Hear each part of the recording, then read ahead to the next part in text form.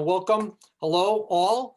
Welcome to our first MCC Visiting Writer Series event for 2021 featuring Kevin Carey. This is also part of our celebrations for Middlesex 50th anniversary. First, welcome from MCC Provost and Vice President of Academic and Student Affairs, Phil Sisson. Phil. Thanks, Tom. It's so great to be with everybody this afternoon. I am very honored that we have Kevin with us today, who's not only a colleague from Salem State, but an incredible writer. So we're so psyched to have him here.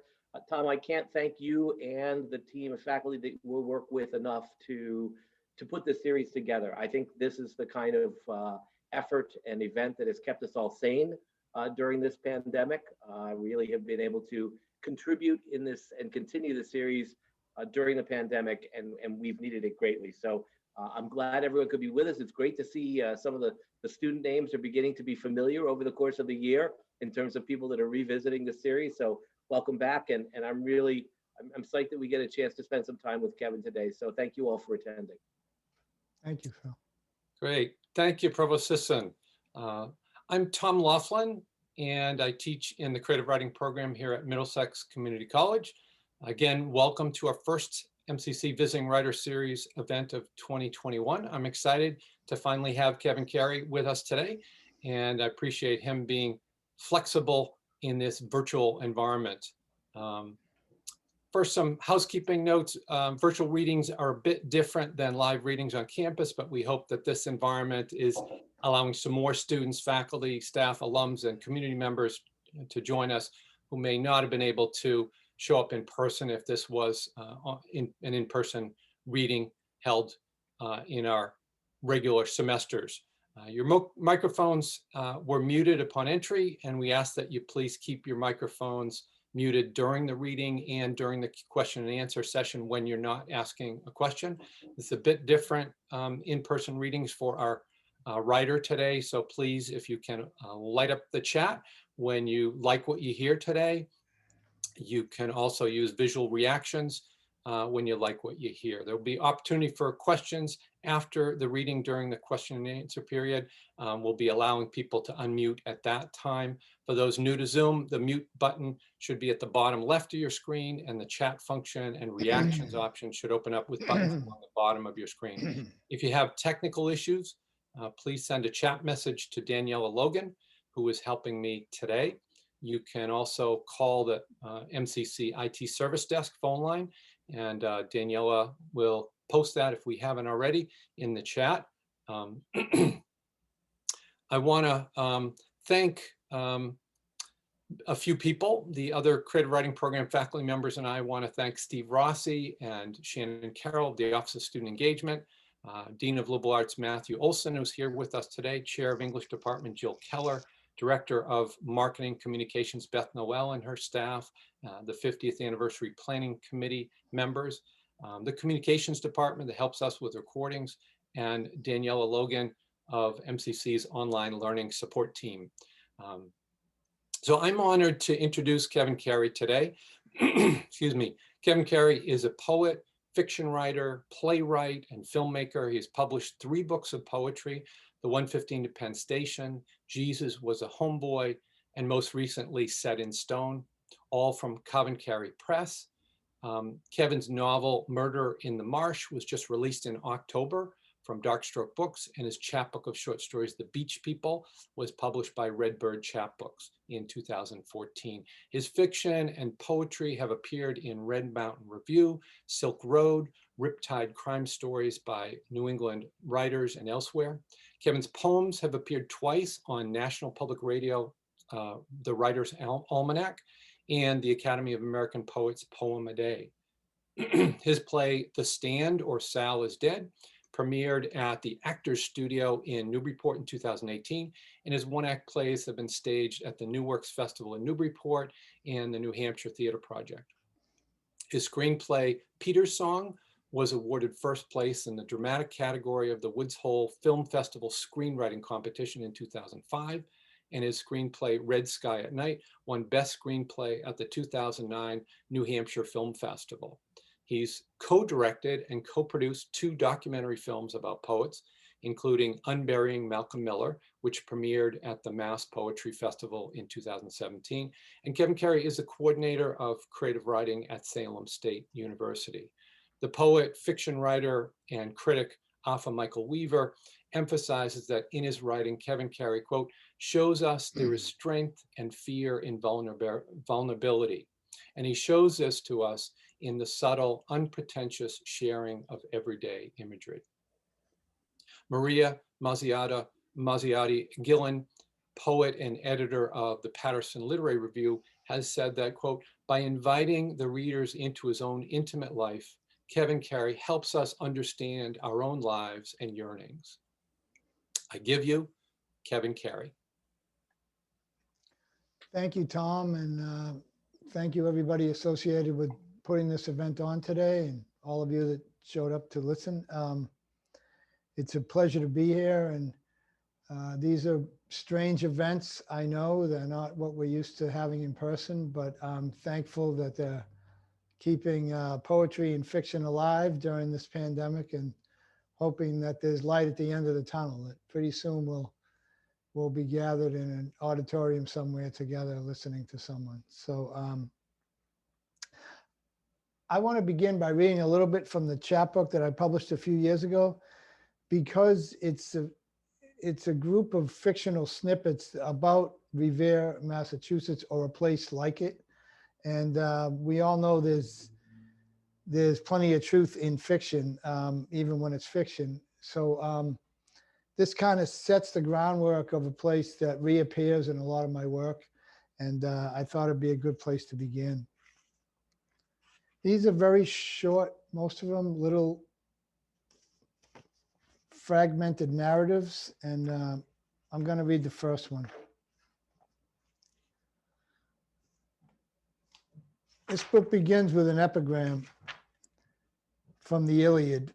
So the immortals spun our lives that we wretched men live on to bear such torments. The gods live free of sorrows. Homer. The beach people. There's a recipe to beach life. The salt air, the fried food, suntan lotion, the traffic, the kids drinking beer on the seawall, the seagulls picking trash, the girls from the Ave in cut-off jeans, the hot August nights. People living on the beach are part of a grand design, and they know it. Behind the moaning and the groaning and the bitching and the drinking and the hangovers and the fights, they know there's something driving them to do the things they do, a strange serendipity they see in the ocean, in the seasons, in the storms and the waves, in the high and low tides. When the water washes up over the seawall in winter and the sea smoke dances off the ice packs. They see it in the fall when the fog rolls thick, and in the summer when the sun burns golden off the still blue glass, and they wear sunglasses everywhere they go. Another little snippet. No separate rushes, no lunch, no dinner, no bar crowd, just a steady stream of bikinis, elderly morning walkers, hardcore heads in Bob Marley tees, bikers, hot rods, long pocket arcade pigeons, cocktail captains, tan hunters, immigrants, young ones, old ones, fat ones, skinny ones, lines of motors idling, sitting, music blaring, waiting in line, waiting in cars, waiting for the tide, waiting for the sun and the seafood and the beer and the taffy and the old days, the new days, the easy lay, the cops to kick them off the seawall at midnight, and us, a broken band of misfits waiting to wait on them. This place, the one I'm telling you about, saw disco and demons and drugs and the silver lining promises of midnight choir boys singing a solemn beach song, singing with rage and boredom, singing to hear themselves sing, breaking six-pack rings behind their head, smoking joints on the lifeguard chairs, sun salutations, arms folded against the night, singing to make some kind of sense of it. So that's a fictionalized version of a place where I grew up and spent many years. And it stayed with me in my writing. And you know, there were times when I felt like all I wanted to do was get away from this place. And then it kept creeping back into the things that I was writing. And now I'm grateful for it all. I had many jobs on the beach over the years. And this is a poem about some of those jobs.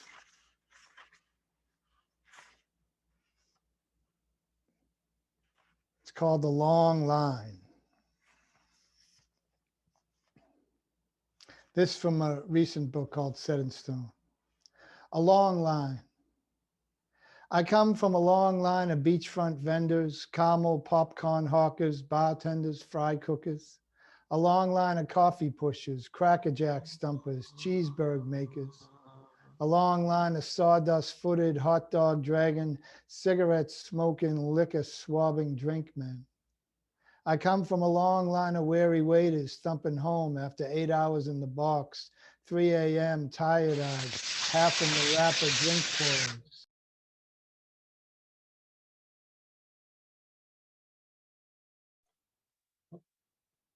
You cut out a moment. I'm not sure if that was you, Kevin, or someone else.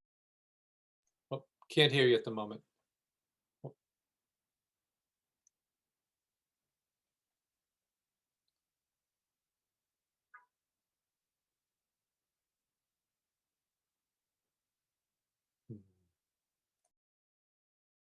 No, darn. He's muted. Okay, how's that? Great. There we go. We can There hear we go. you. Okay, sorry about that. I think my mic cut out.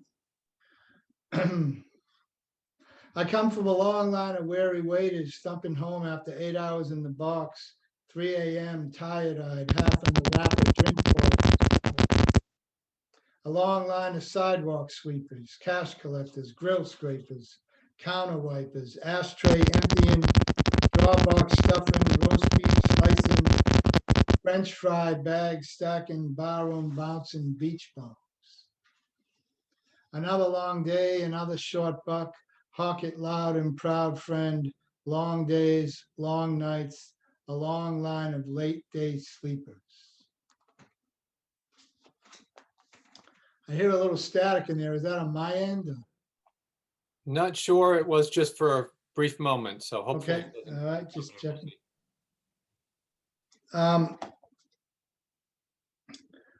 Tom mentioned Maria Gillen in the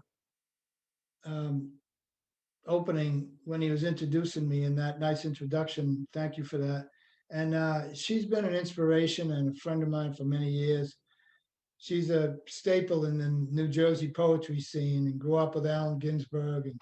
And she just has done so much for so many people, including myself. And she was always one to impart this wisdom about writing poetry, that my life and your life and anybody's life who's writing poetry is important. And it doesn't have to be grand.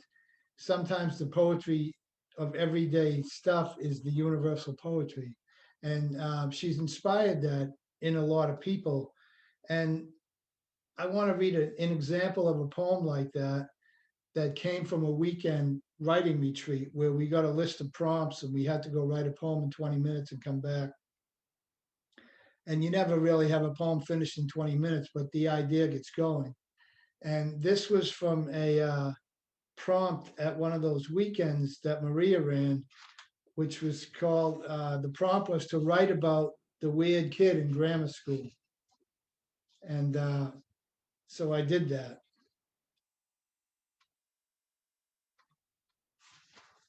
And the poem's aptly titled The Weird Kid. I was the weird kid in grammar school. I was shy. I made noises when I walked, strange gulping sounds in my throat, and I stuttered when we read out loud. But I was not without talent.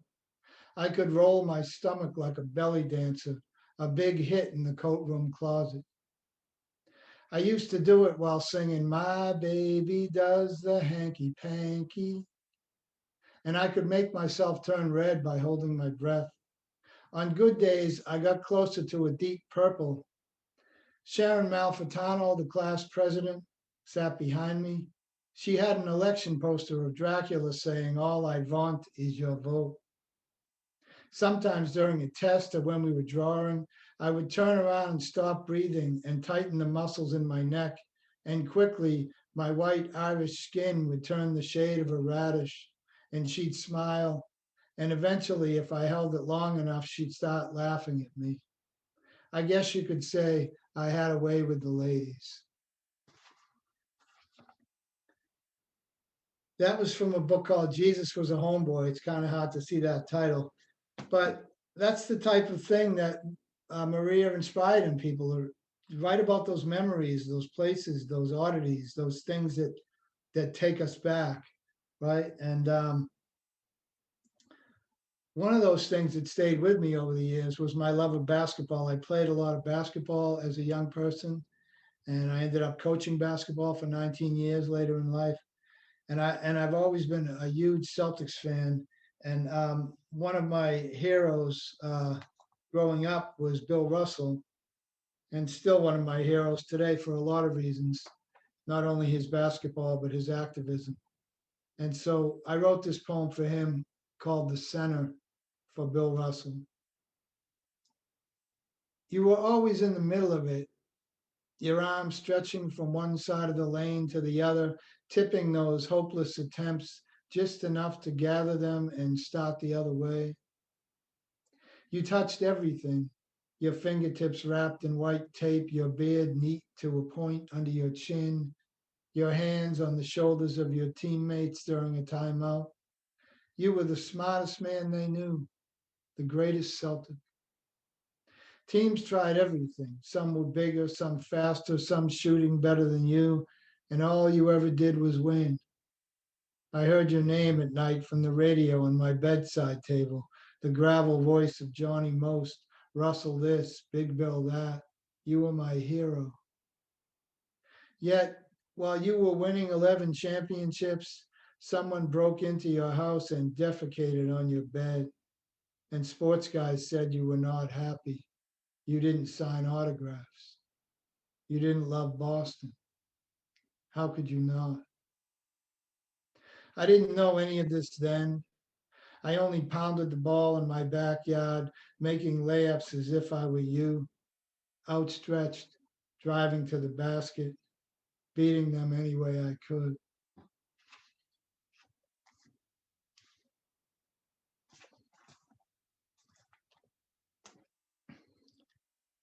We used to play in these leagues around the city when I was younger, and much younger. It's a young man's game, unfortunately. And one of them was at the Charlestown Boys Club. And this tournament was so weird, you had to weigh in. And if you weighed over a certain amount, you couldn't play. So it was a bunch of people that weighed the same, kind of playing in different categories. This is called the Charlestown Boys Club Tournament, 1970. That's like ancient history, right? We lose in the semifinals to a team from Swampscott. I cry in the locker room, still young enough to hate the idea of losing. After, we drive over the bridge in my father's Buick Skylark, the smoke across the green iron grate, past the brick three families, the rooftops strung with clothes like the masts of pirate ships. I hum the tune Homeward Bound and remember the gray cap I bought to look like Paul Simon on the seat beside me. The Swampscott team was much better. They passed the ball, trapped on defense, got easy shots. We struggled to score, but a few times I crossed over to the hoop for a basket, made a couple of jumpers. I smile, thinking as my father drives along the beach, past the stands boarded up for the winter, how much I love basketball, playing in dark little gyms that smell like dust and chlorine, flying ahead of the pack for a breakaway, watching a long range jump shot hang in the air for hours.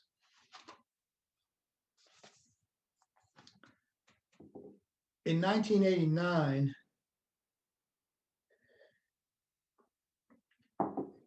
there was a horrendous murder in Boston of a guy that grew up in Revere. His name was Charles Stewart, and he murdered his wife and blamed it on an African American guy. And the cops immediately, not immediately, but soon after, arrested William Bennett for the murder. And it turned out that Stewart had shot his wife himself and staged this whole event. It made national news. And we all knew him around the city, and everybody was shocked because we didn't think he was a murderer. So years later, I remembered that, and I wrote this poem called After the Celtics. After the Celtics. Years later, her brother killed his wife and blamed it on a black guy. The cops believed it and found one. But this night, I kissed her lips in a bar room after the Celtics won a championship. I asked her to take a walk on the beach the next day. It never happened. When I heard what her brother did, staged the murder, then jumped off the Tobin Bridge, I thought of her nervous smile, her quick laugh. I wondered what would have happened if we had taken that walk. Would we have held hands, told jokes, talked about families? The way her brother was so quiet when they all got together for the holidays, as if something was on his mind. So I'm always reminded how basketball in Revere is kind of interwoven into so many things that I've written over the past few years. And when I started taking writing seriously, I couldn't get away from those images or those times playing basketball, or things that happened in the city, and they've served me well. So I urge people, you hear that the old axiom all the time about writing what you know, and it's true. When you start tapping into those places you know really well, you can touch on some universal themes that I think make sense with people. A few years ago, I did a reading at a prison in Concord that was videoed to a prison in South Dakota. And when I was younger, my grandmother had a cottage on White Pond in Concord. And we used to drive there from Revere, and it was like driving cross country at the time. It felt so far away and so big. And for a few years, we got to spend some time there. So this poem's kind of about both those things. It's called Concord. I stop in Concord Center on my way to read at a federal prison. My grandmother's cottage on nearby White Pond was sold years ago. We used to pack up the car and drive from Revere along Route 16, past the two families in Medford, until we crossed the cow pastures in the Concord River. In those days, I'd swim from one side of the pond to the other, chasing frogs from the wet brush and watching the moths at night, circling the lamplight like men I'd seen around a barrel of burning trash. Today, I walk the same sidewalks where my father took me to breakfast, where I bought tiny buttons, cherry and lime at the 5 and 10. I think of being 12 years old and cutting into a pancake and talking with him about Bill Russell or some other Celtic, or a movie we watched, a Western maybe, or a monster flick with Boris Karloff. I stop in a local bookstore and buy a book of poems by Gerald Stern and spend an hour reading and remembering like he does old cars and old faces. The poems make me think of high school, the time I drove here in my brother-in-law's green Torino with my friend Ed to drink beer all day and steal bologna from the local supermarket. And that one August afternoon when I went swimming with Judy Rainville and we fell asleep on the raft in the late day sun. By the time I leave for the prison up Route 2, The nostalgia has become the natural ghost, and I'm reminded of the dream about being molested here in the woods by the family cottage. A man I couldn't recognize, only the long arms of a red checkered shirt wrapped around me. I asked my family about it, my brother, my mother, before she couldn't remember anything. Now there's no one to ask anymore. I'm near the prison after going the wrong way and having to double back. And the closer I get, the more the pretty visions of my childhood seem to slip through my fingers like the slimy green frogs of summer. And I'm left with my own haunted fears, real or imagined. And I'm kicking and crawling through the warm pond water, my arms outstretched, reaching toward the other side.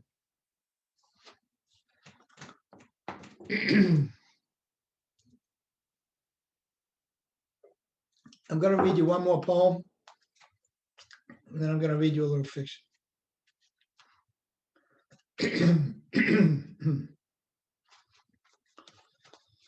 A few years ago, we lost a friend of ours in a tragic way, and this poem's about that.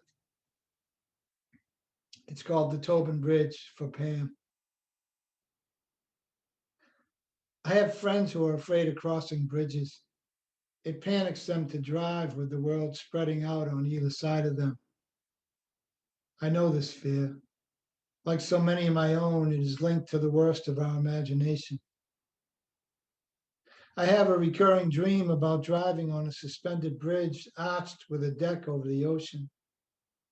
The more I drive in the dream, the steeper it gets until my car is almost upside down, and always, just before it flips, I wake.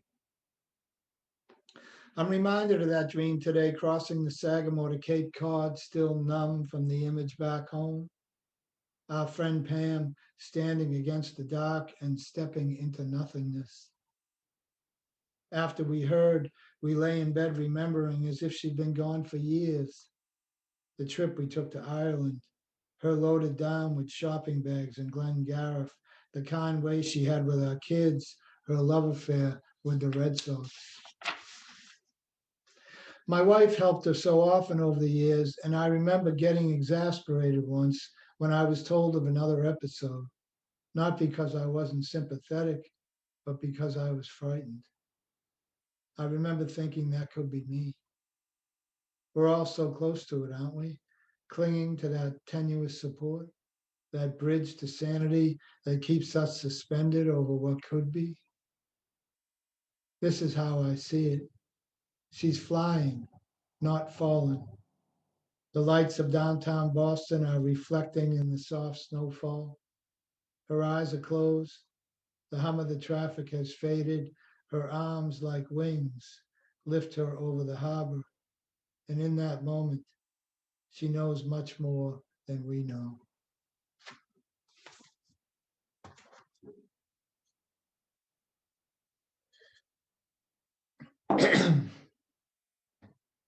I always had a dream about writing a crime novel. I like reading crime novels. I have my whole life. And when I was a kid, there were always these stories about the mob tossing bodies into the marsh along 1A that runs through Revere on either side from the Marsh Road or North Shore Road. And some of it may have been true, but I think a lot of folklore grew out of it as well. But the image always stayed with me of these bodies sprinkled around the marsh. So that's what I came up with, Murder in the Marsh. This just came out in October, and I'm just going to read you a couple of short chapters for that, and then I'll take some questions. Part one, it's called Cronus, from the Greek god, and it starts with an epigraph by poet Jennifer Martelli. My quarrel is this ancient blood within myself. Chapter 1. Summer 1981. Just outside of Boston in the city of Revere, a 3-mile, 2-lane highway split the 1,000 acres of Rumney Marsh in two. The road, lined with tall cattails and switchgrass, passed by a junkyard tucked into the wild weeds on the north end, the tiny neighborhood of Oak Island. Sometimes the kids raced cars on the road in the summer, yelling into the marsh, but it was mostly a quiet, desolate stretch, only meant to get you to and from the beach as quickly as possible.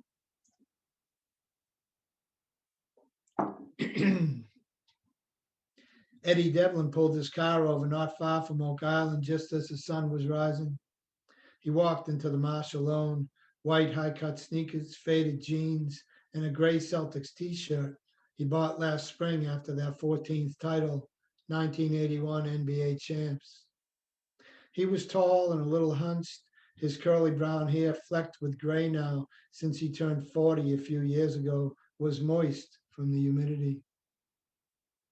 The swamp in front of him ran off to Route 1, cars coming and going in all four lanes. At his back, across more marshland, pockets of two-story buildings and flat-roof restaurants lined the 3-mile beach boulevard in the shadow of the Boston skyline. This place always reminded Eddie of a creature feature that the movie house used to run on Saturday afternoons on Broadway when he was a kid. It might have begun with a quiet nature scene, the white egrets in ankle-deep puddles feasting on a fly-filled sandbar. But before long, the beast hiding beneath the muddy water would find his way to the surface. And even though you knew what was coming, it still scared the shit out of you. Looking at the sway of yellow swamp grass, he imagined the bodies slipping along the mud floor beneath him. Wise guys gone straight, gamblers, poor slobs who got too desperate or too stupid and ended up trunk cargo. They almost always got dumped into the marsh. Word around Revere Beach was this place had enough body parts to make a football team of Frankenstein monsters. At one time, Eddie thought that was funny, Frankenstein monsters playing football. But like all the other mornings he came here, he thought about the murder a year ago and the curse he had inherited. His mother used to say, "You're always in the shit, Eddie."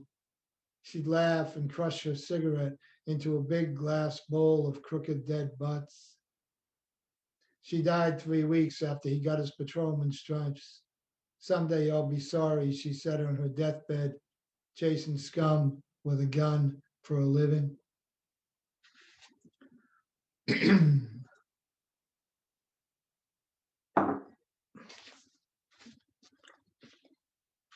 In the novel, Eddie's got a friend who owns a bar room, and he's no stranger to the drink. So he sometimes ends up spending a night there when he can't make it home. And he has a little room in the back where Eddie stores a toothbrush and stuff. His friend's name is Dana. So I'm going to read from short chapter 3, and then we can talk about this stuff. Eddie had just finished brushing his teeth in the closet-sized John attached to the office when Dana pushed the door open and set a cup of coffee on the desk. "Thought you could use this." "You're like a good old dog, Dee," Eddie said, and put the toothbrush into a plastic bag he kept in the medicine cabinet. "Never know when I'll need a cop." A few minutes later, Eddie stepped into the open doorway of the barroom and leaned against the door frame, the sidewalk slick and shaded in front of him. A fresh curtain of rain rolled in, followed by a distant burst of thunder.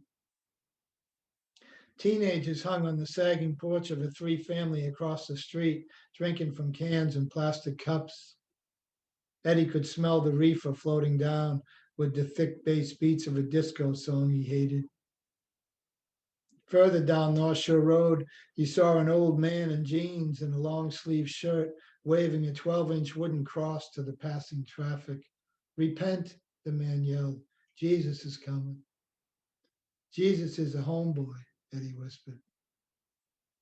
The thunder got closer and the sky opened up, but the old man walked undaunted, screaming "Jesus saves" over the cracking sound and the pelting rain, looking wet and apocalyptic. A guy in a pickup truck honked and gave him the finger. The man made the sign of the cross and kept on. Eddie had seen him before, always with the sermon. He was a few yards away from the bar when he turned and yelled, "Repent." Eddie sipped his coffee and stared back. "Have a drink," he said. "It's coming," the man replied. "The acid rain, you'll be left behind." "I'll take my chances," Eddie thought. He watched the man head toward the boulevard where the beach people sat in their cars smoking cigarettes and drinking coffee, thinking about tans and getting laid and which scams to avoid and which ones to invent. People were generally confused these days, Eddie figured. It was the 80s.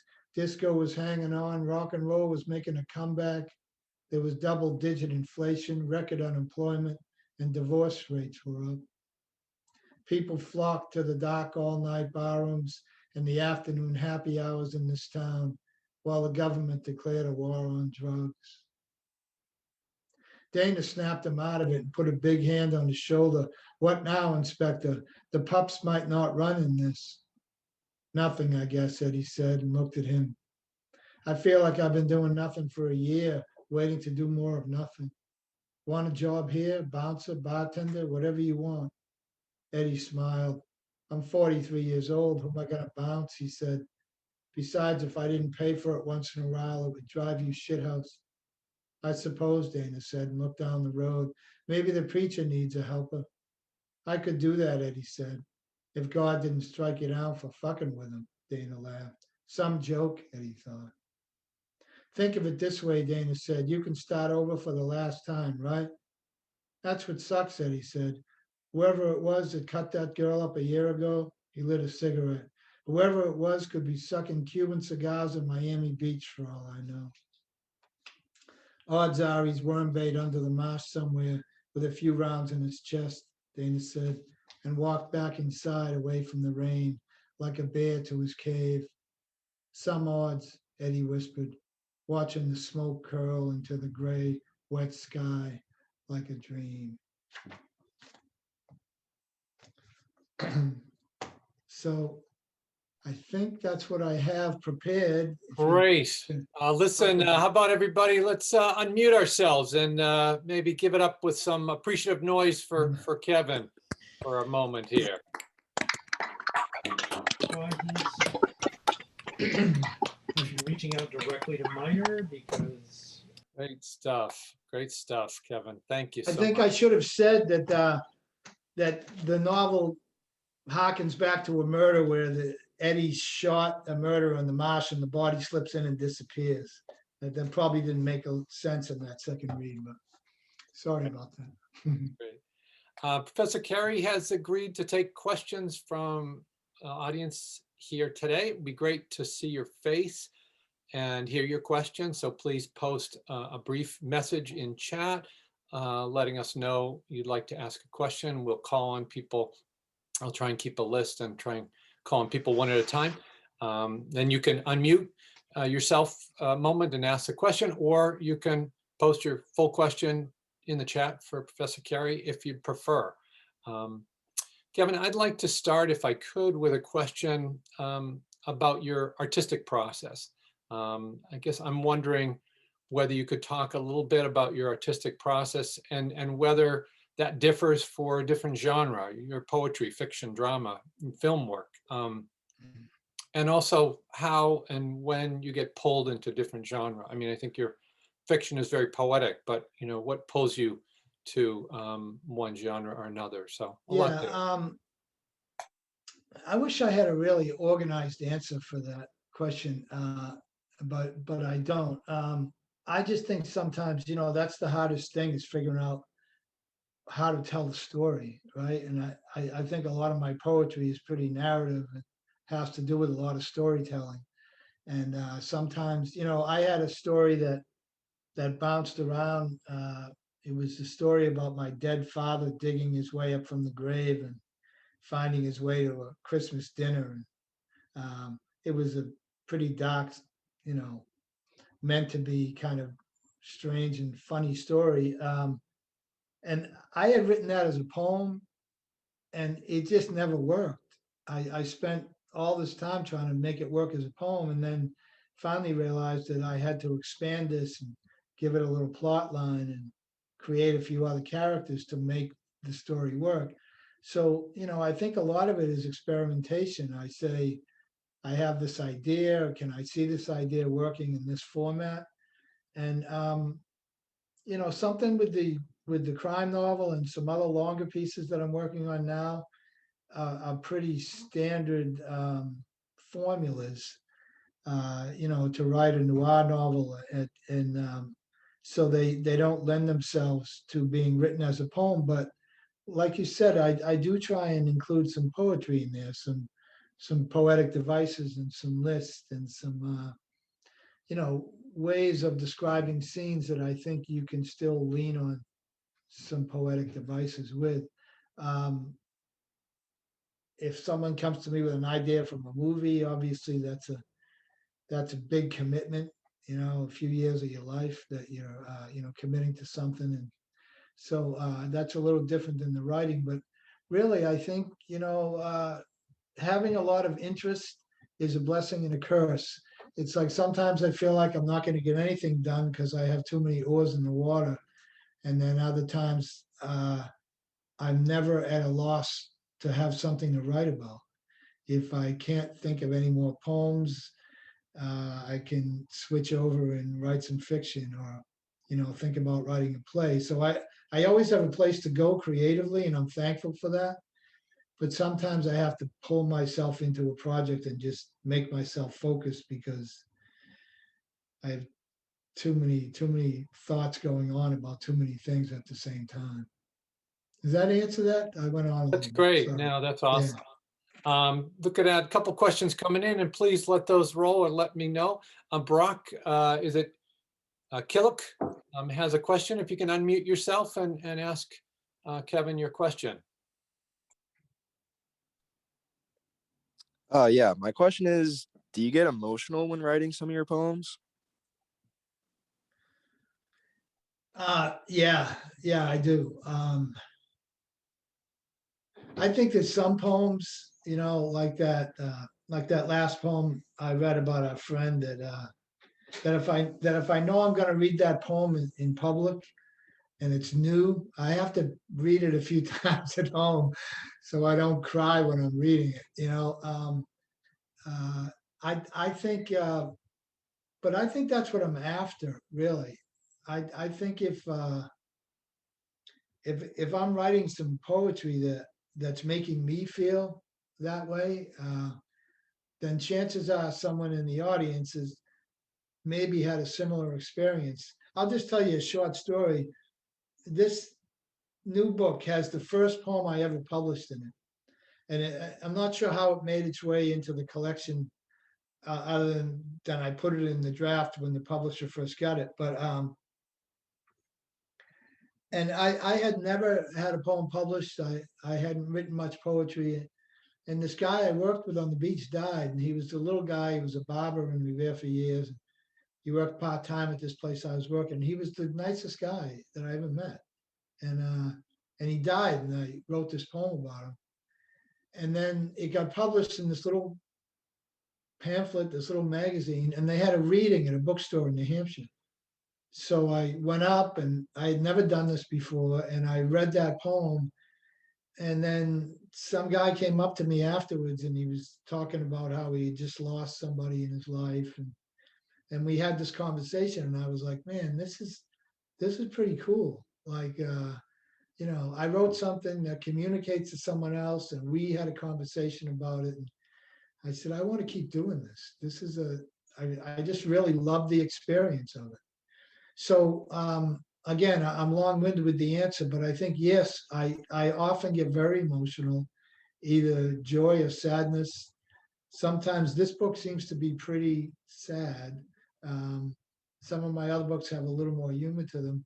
There are one or two funny poems in this, but so I think that's what we should be driving at. We should be trying to tap into that. The things that make us emotional are the things that are going to resonate with other people. That's my experience. Thank you for the question. Next question is from Rudy Poirier. Rudy, unmute and ask away. All right.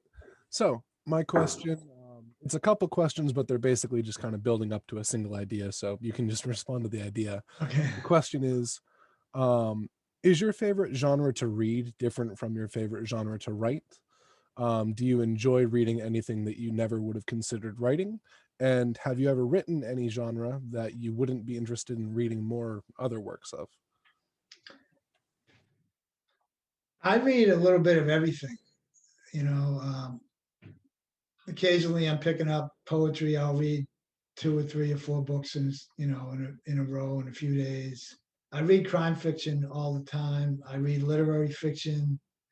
Right now I'm reading a couple of memoirs, largely because I assigned them in class.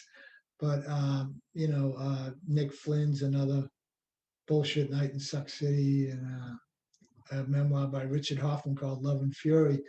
I don't see myself writing a memoir, so there's a good example of one that I enjoy and respect. And I don't know, maybe I'm afraid I'd piss off too many people if I wrote my memoir. So um, that may just be out of fear. It's not that I don't want to. It's just I can't dredge up the courage, I think, to write one yet. Um, so really, I like to, I think all fiction writers should read poetry, period, just because, it teaches us how to be succinct and teaches us how to tell a story with images, uh, which is really the things that drive good fiction. You know, if you can say it with an image, even in good fiction, it's much more powerful. So I think there's something to learn from them all.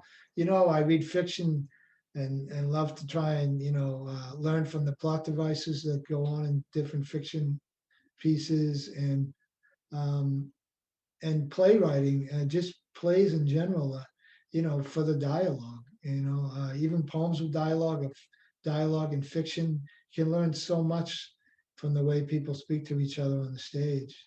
So I think they all kind of intersect, and I appreciate them all, but I don't have that memoir on the docket right now. That'd be the one I'm probably not going to write. Awesome. Thank Thanks Thank so you for the much. question. Yeah. Thanks. Zach Corelli, you want to ask away?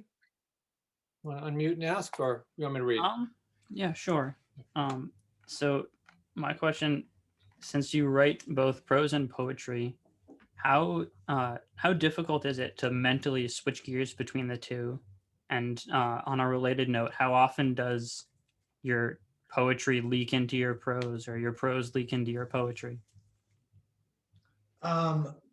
Well, this sounds like a pat answer, but it's the truth. I think they kind of leak into each other because I am a pretty narrative poet, and I'm often writing about people, experiences, and places that I know that I've actually have connections with. And that sounds a little self-possessed. I know. I have a friend who used to always say that I may not be much, but I'm all I think about. And I think that's kind of true when it comes to what I write about. These are people that I've known, and even in my fiction, I'm stealing from the real world for my fiction all the time. Characters I create um, are often amalgamations or directly stolen from real life. And but I think it's trial and error. Like I said about that story that I had some success with, it was a bad poem. It never did what I felt like a poem should do. It just never worked on that level. And so it kind of forced me. I like the idea, but it kind of forced me to trying it in a different way. So um, there's nothing like rejection to kind of set you straight, right? You have this wonderful idea, and you share it with a few people whose judgment you value, and they say, "Look, you're a good writer, but this isn't working." And then you kind of go back to the drawing board. Sometimes when that happens, it may switch from a poem to a story, or a story to a poem. Um, you have to trust yourself, but I don't think I've written anything worth anything that I haven't bounced off someone that I trust. And because either I think it's too good and it's not, or maybe there's times when I'm not giving myself enough credit for it. And it's hard to be that judge, I think, alone for me. Does that answer it? Did I go off on another tangent? A little bit, but it's fine. Okay, sorry, I'm scatterbrained. Another question from John Murphy, you want to ask? What do you do to get over a writer's block? You know, I think what I've learned about that really is that if you write anything, what you want to be writing is going to come out. And I say that because I mentioned those workshops that I go to. They're in Mendham, New Jersey, and two Jersey poets put them on, Maria Gillen and Laura Boss. And, you know, they give us 10 prompts and say, go write a poem and come back in 20 minutes. And when I first went, I'm like, there's no way I'm writing a poem in 20 minutes. I just can't do it. But, you know, a funny thing happens when you write one line is that you write another one. And you come back to the group and you have this poem that's really not a poem yet, but it's just an idea. But you've gotten something on the page, right? So I always go back to that. So when I sit down and say, I'm going to work on this today, and I don't feel like it's going anywhere, I don't feel like I can do it. If I write one sentence, I usually write a few. And, you know, Stephen King's great for saying that, you know, 15 minutes a day will get your novel done. And it will. And some days you'll sit there more than 15 minutes, but if you make yourself sit for those 15 minutes, some of those days are going to turn into 2 hours. It's just the way it works. Some days will be 15 minutes, but at least you've gotten a sentence or two done. So it's just exercising the muscle. I don't think there's any trick to it. We all have moments when we don't feel like we have ideas, and you know, I think another thing that helps me is that to realize that not everything I write has to be a keeper. Sometimes I'm just getting stuff out of the way. So the stuff that really is better will land on the page. And, you know, that may feel like a waste of time, but it really isn't. It's kind of cleaning out the stuff that's going to prevent you from writing the next chapter or the next line of the poem. Really just those days when you say, I can't write anything. And I think you'll find eventually you'll get back to what it is you intended to. Great advice. Great advice. Mhm. Yeah. Our next question is for Amar Fartusi. Amar, you want to unmute and ask away? Yeah, so my question is, where do you find yourself most in writing fiction or poetry? And does your background has anything as a basketball player? Does it have anything to do with your inclination to writing? Well, I'm always drawing parallels to poetry and basketball. You know, I have a poem in that book about Julius Erving, what it was like growing up watching Julius Erving playing basketball. And it's dance, it's poetry, it's movement, it's like really, you know, and even a good basketball team, you know, you run that fast break with 5 passes and everybody on the string, and it's like, you know, it's just there's a real beauty to it and a movement to it that I think you can make the case that good basketball is poetry. So I've been moving more towards fiction writing lately, though I say that and I just sent another collection of poetry out and crossed my fingers, but they're poems I piled up over a while. So I'm not actively writing a lot of poetry right now. So I really think it's just, I mean, this book just came out in May and, you know, the pandemic hit, so I'm not completely sick of it yet because I had, you know, reading opportunities have been few and far between. But, you know, it's, you know, like I lived with these projects for so many years that sometimes I feel like I need a break, and I'm kind of feeling that about poetry right now, that that I have another fiction idea in mind, a longer piece. And that's kind of where my energies are going. So I think it depends on the year that you catch me, you know. I've always wanted to be a fiction writer.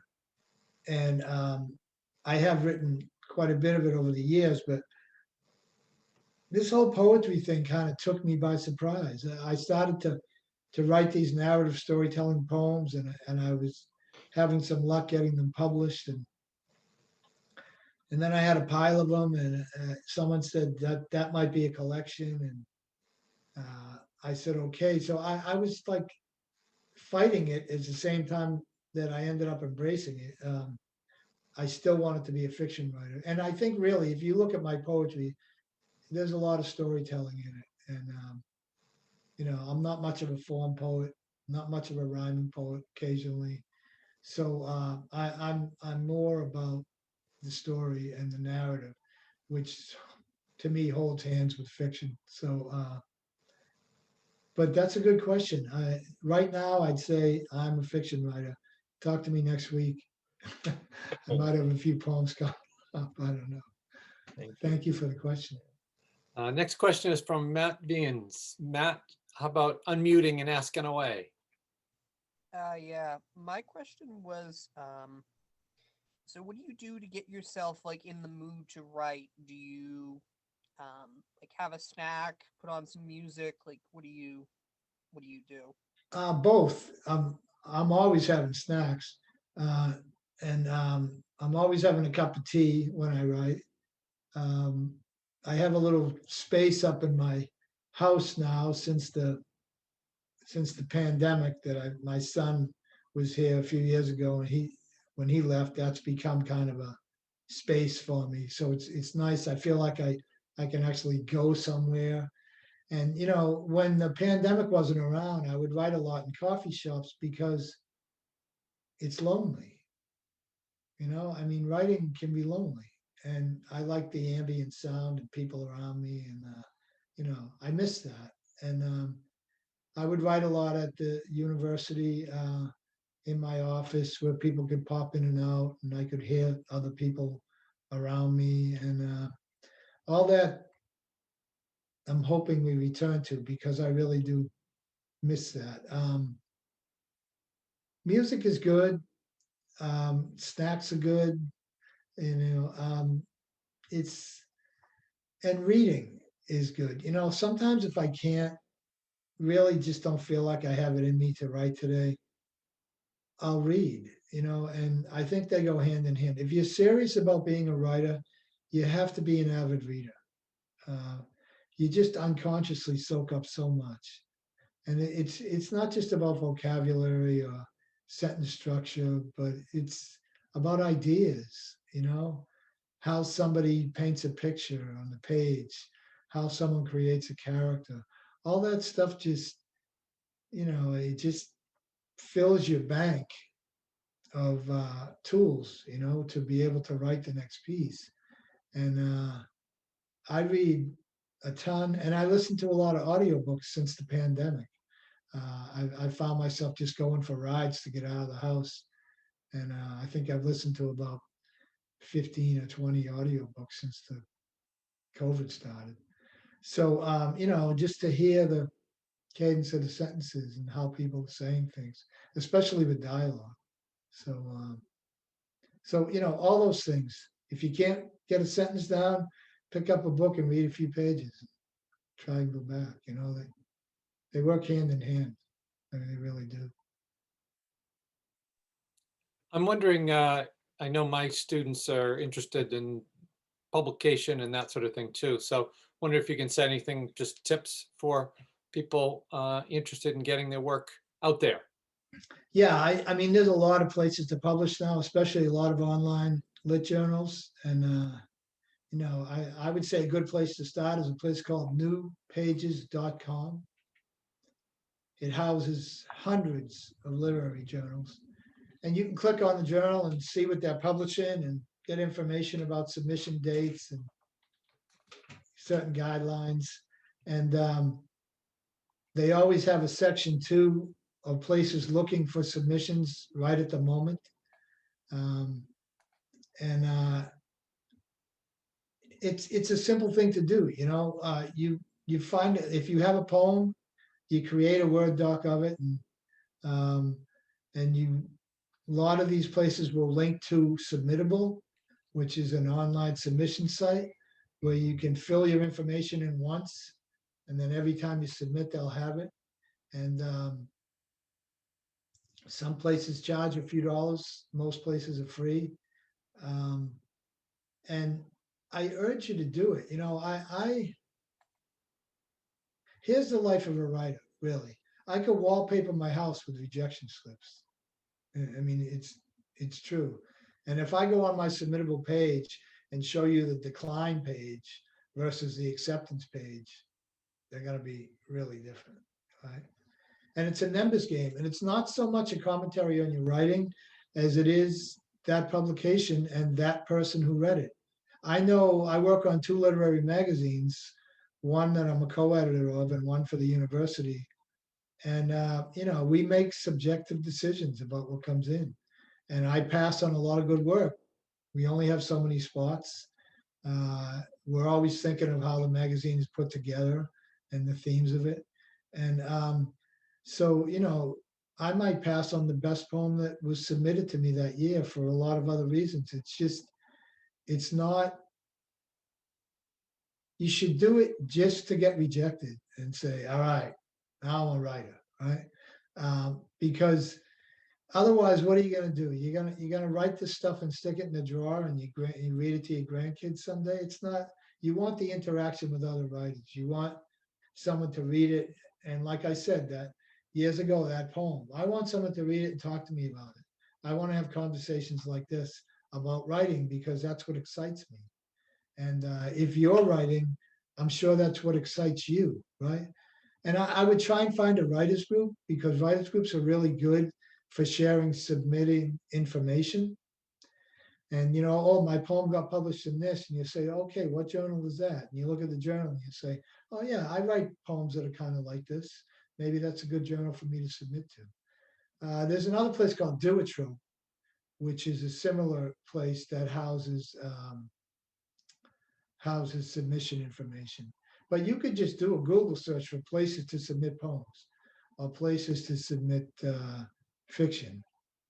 I know for undergrad writing, there's a place called the Oakland Arts Review that publishes only undergraduate writing. And I think there's a few places like that. So, you know, you kind of look around and just create a Word doc, create a short cover letter. I always tell people don't go on and on in your cover letter because they don't read that much of it. They want to read the work. So when I submit something, I say,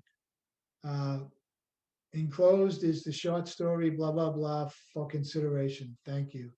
And then maybe a little bio about me, and that's it. And then, you know, hope the work speaks for itself. So, no, I don't think anyone ever gets published because of a cover letter. They get, unless you're Stephen King, maybe.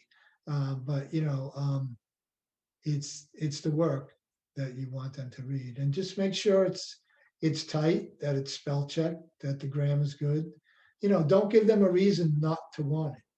You know, if someone gets a submission of a story and the first 3 sentences don't make any sense, it's going into the rejection pile.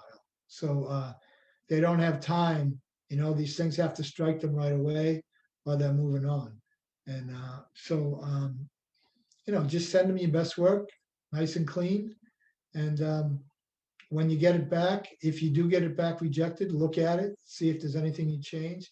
Many times I've had things rejected and I keep changing them as they come back. And there's something about the process of sending it out and getting it back that makes the things that are working hold up and makes the things that aren't stand out. So just that whole process of submitting and resubmitting, and then that one comes in, you get published, that's going to carry you for a few months and, you know, make you feel like you're doing the right thing. So it only takes a few victories to keep you going. Okay. Couple more questions from people in the audience. Kevin, first, Kiko Garcia Grego, if you could maybe unmute, ask your question if you can.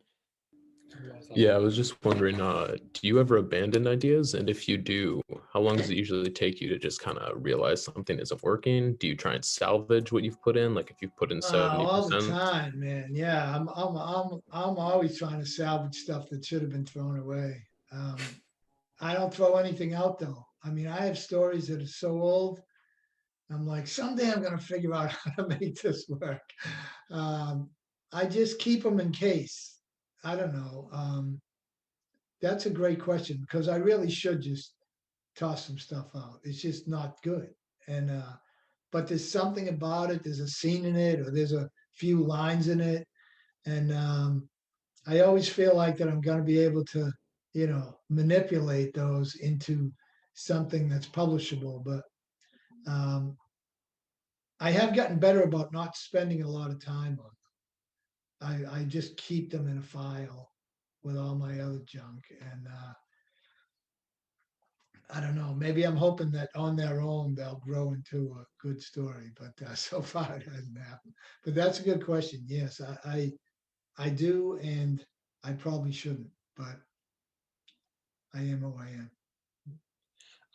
One more question from Rebecca D'Souza, if she can unmute. And also, before I forget, Kevin, it'd be good, we have students, my creative writing students may be interested in Salem and the Yeah. program Transferring Beyond. I'd love to hear you talk a little bit about the program, the creative Sure, writing sure. programs there and what students might want to think about beyond Middlesex. Yeah, yeah. So Rebecca D'Souza with a question, can you unmute?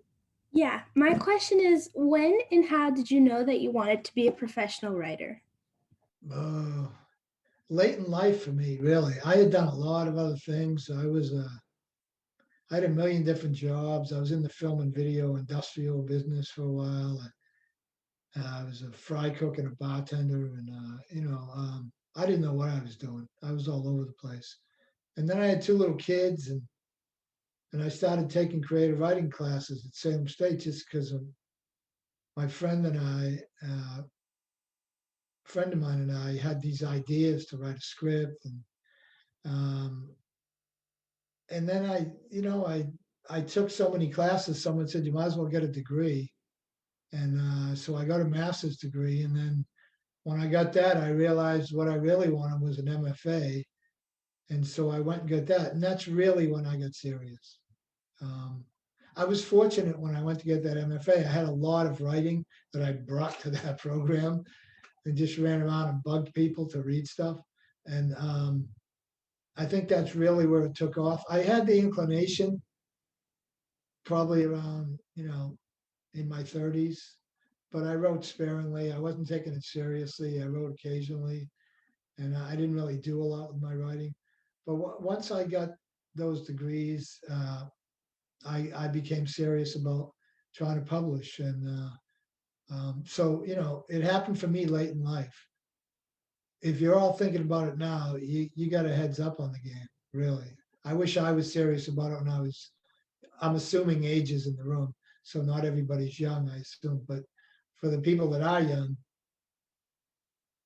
bless you. It's a great time to get into it, because then by the time you get to the age I was at when I took it seriously, you already have all this experience.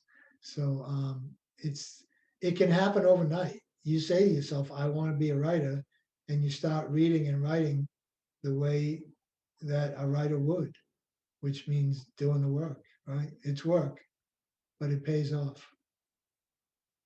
Great. So I'd love to hear about Salem and offer for our students. Yeah, our creative writing program offers several workshops that we have intro class, like I'm sure you have, and people that get in the concentration usually focus, and there's ways to take workshops on that focus, whether you're a fiction writer or a poet.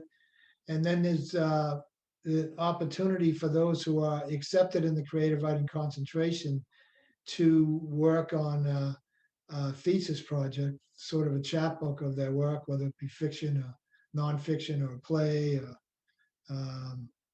I had a student once do a comedy routine, that she ended up putting on for the school. So a stand-up routine. So there's all kinds of directed study projects you can do for a thesis once you figure that out. And there's a lot of really wonderful people to work with, January O'Neill and J.D. Scrimger and, Alex Perry. And there's a lot of opportunity to be involved in writing and other ways too. We have Soundings East Magazine, which is our national literary magazine, which doesn't publish student work from the university, but accepts submissions from all over the country and sometimes the world. And then we have Red Skies Magazine, which is the magazine that publishes in-house student work. And then there's ways to get involved in the writers series. We invite writers to, like you've invited me here. We just had Cherie Renee Thomas, who's the new editor for Fantasy and Science Fiction magazine, and Deborah Olin Unferth, and that from respectively from New York and Texas. But this is what the pandemic allows you to do, right? You can get people from anywhere. So that happens a few times a year. There's in-house reading series for the magazine. There's a lot of collaborative kind of writing groups that spring up here and there. There's a drama group that's going on now. And, so people that are in the creative writing concentration or do have to kind of apply for it with a sample of writing and be approved. And sometimes they'll be sent back and asked to reapply after they take a certain course or something. But we take it seriously, and we have a lot of interest in all facets of creative writing, as I'm sure your school does. So if you finished up and you want to come join us, please, easy to find me, kcarey@salemstate.edu. And I'd be happy to answer any specific questions or walk you through the process and hopefully meet you on campus in person without a mask someday in the future. So is that That's great. Thank you base so enough? much, Kevin. Yeah, I just want to thank you I thank everyone for the great questions. Thank you for taking Yeah. time. It's just great to have you here and to hear all that you can offer, and with some real honest feedback. I want to encourage people to, take a look in chat is a link to Kevin's website. He's welcoming you also to contact him if you're interested in transferring. So that's wonderfully generous. Thank you. I just wanted to have people mark your calendar for the next Visiting Writer Series event. That is April 22nd at 12:30. And we have 6 MCC alumni writers reading fiction and poetry. One, Dina Jacques, who went on to Salem State and is back to read for us. So that's all part of our 50th anniversary celebration. So please take a look at the Creative Writing at Middlesex website. Also coming on April 7th, an open poetry and fiction reading. So love to have you be there. And also, if you're interested in reading, please email me. That's April 7th at 12:30. So take a look at that creative writing website that I mentioned. Want to ask people to give it up one more time for Kevin. Appreciate his moving, creative, thought-provoking work here and his generosity with questions. So let's let him hear it. If you can unmute and give him a thank you. Thank you very much, Kevin. Thank you. Thank you. Thank you, Tom. Thank you, everybody. Really, it was a blast. Thank you. So Thank you. Great questions. buy those books, and in the real world, Kevin will sign them at some point in a later time, right? I'm looking forward to that, Kevin. So Absolutely. Thank you, Tom. thank you so much. Tom, that Dina event is on April 7th, you said? That one's the 22nd. It's a Thursday at 12:30. April. Yep. Yeah. Okay. And then there's an open reading for our community. Okay, students. great. So thanks again. Wonderful Thank to you. have you here. Thank you so much. I appreciate the opportunity. Bye, everybody. Great. Take care, Kevin. Bye.